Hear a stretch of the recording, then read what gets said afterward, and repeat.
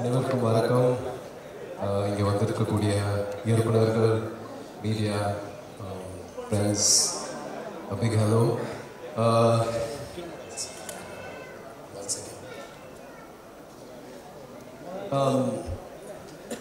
மாரி சார் பற்றி என்கிட்ட நிறைய கதைகள் இருக்குது. அவரோட ட்ராவல் பண்ண பைசனில் ட்ராவல் பண்ண ஜேர்னியில் நிறைய விஷயங்களை கற்றுக்கிட்டேன்.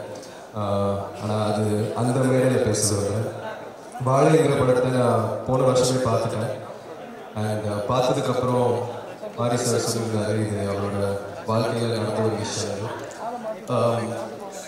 எப்படி ஒரு மனிதர் இவ்வளோ வழிகளையும் தாங்கி கொண்டு வாழ்க்கையில் கடந்து வந்தது நான் ரொம்ப ஆச்சரியப்பட்டேன். ஏன்னா இந்த மாதிரி இத்தனை சோக நினைவுகளையும்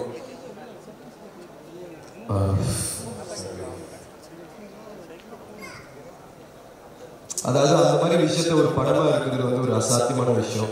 ஏன்னா மீண்டும் மீண்டும் அந்த விஷயத்த திருப்பி போய் உணர வேண்டியதாக இருக்கும். அது எடிட்டில் இருக்கலாம், டைரக்ட் பண்ணும்போது இருக்கலாம்.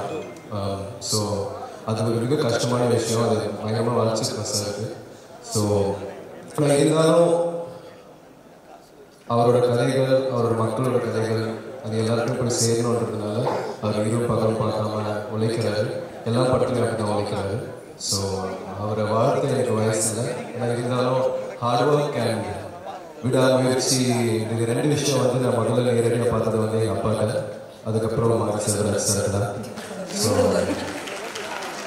அதை வந்து நான் சொல்ல விரும்புகிறேன். And I love you so much sir.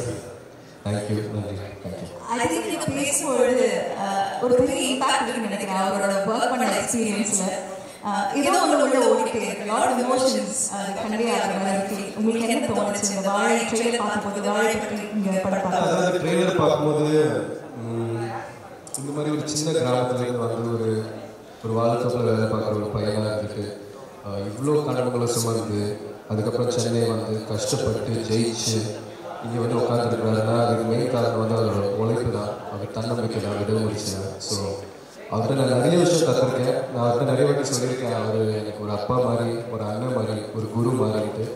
So இங்கே நான் நிறைய விஷயம் சொல்லலாம், இருந்தாலும் அடுத்த பாடம் பண்ணும்போது நான் கண்டிப்பாக பேசுவேன். ரஞ்சித் சார் ரொம்ப நன்றி, தங்களாக்காக ரொம்ப நன்றி. இந்த மாதிரி ஒரு படத்துக்காக நான் ரொம்ப வெயிட் பண்ணியிருந்தேன் அப்பாவை பார்க்க. And thank you.